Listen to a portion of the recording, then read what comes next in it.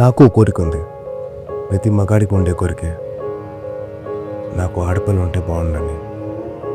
కానీ ఎక్కడో ఏదో భయం. ఎందుకంటారు? గేమర్దా, ఒక మనిషి వంట చేస్తున్నట్టు ఇమాజిన్ చేసుకో. ఒక మనిషి కాలు మీద కాలు వేసుకొని కాఫీ తాగుతున్నట్టు ఇమాజిన్ చేసుకో. ఓ మనిషి బట్టలు ఉతుకుతున్నట్టు, ఓ మనిషికి డబ్బులు పెడుతున్నట్టు. దేనికి ఎవరిని ఊహించున్నారో నీకు తెలుసు, నాకు తెలుసు. అందుకే భయం. అయినా తప్పు మంది కాదులే. చిన్నప్పటి నుంచి మనం అదే నేర్చుకున్నాం. ఏడుస్తే అమ్మాయిలు ఎగురుస్తాం అని, ఆటలు ఓడిపోతే అమ్మాయిలు ఆడుతున్నాం అని, చివరికి ఉద్యోగం చేయకపోతే ఆడంగిలాగా ఇంట్లో కూర్చుంటామని. ప్రతిసారి అమ్మాయి అనే పదం తక్కువలాగా వాడడం అలవాటైపోయింది. అందుకే భయం. అమ్మాయిగా పుట్టడం వల్ల తను ఎంత సర్దుకుపోవాలో, ఎంత జాగ్రత్తగా ఉండాలో, ఎంత స్వేచ్ఛను కోల్పోవాలో, ఎంత ప్రూవ్ చేయాలో అనే భయం ఉంది.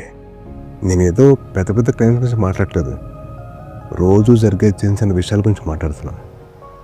ఆఫీస్లో, ఇంట్లో, పబ్లిక్ స్పేస్లో, ఆన్లైన్లో. అవును, మనం ఎప్పుడు మన అమ్మ, చెల్లి, అక్క గురించి, మన గర్ల్ ఫ్రెండ్ ఆర్ వైఫ్ గురించి, మనతో పనిచేసి మన కొలీగ్ గురించి అసలు ఇంత ఆలోచించలేదే. వాళ్ళు కూడా ఎవరికో కూతురులే కదా బాస్. మనకి కూతురు కావాలనేసరికి ఇంత భయం, ఇన్ని ఆలోచనలు పొడుచుకొచ్చాయా? అసలు నేను ఎందుకు ఇంత భయపడుతున్నా? ఈ భయం తగ్గాలంటే ఏం చేయాలి? నాకు తెలిసి సొల్యూషన్ చాలా సింపుల్ అబ్బా. మనం పెద్ద పెద్ద యుద్ధాలు చేయక్కర్లేదు, తొట్టలో కొట్టక్కర్లేదు. రోజు లేవగానే దుప్పటి మడత పెడితే చాలు, కాఫీ కప్పు సింక్ దగ్గర పెడితే చాలు, ఒక అమ్మాయి మాట్లాడుతున్నప్పుడు పూర్తిగా వింటే చాలు, అమ్మాయి పైకి ఎదుగుతుంటే అది తన కష్టం వల్లే అని నమ్మితే చాలు, కేరిన ముసుగులో కంట్రోల్ చేయకపోతే చాలు, మన కళ్ళు మన కంట్రోల్లో ఉంటే చాలు, అమ్మాయిని తక్కువ చేసి చూస్తే ఇది తప్పు అని చెప్తే చాలు.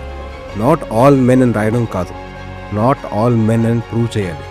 రాక్షసులు కొంతమంది ఉంటారు, మాట్లాడకుండా మనకెందుకు లేని దొరికినవారు చాలా ఎక్కువ మంది ఉంటారు. మరి మనం ఏం చేయాలి?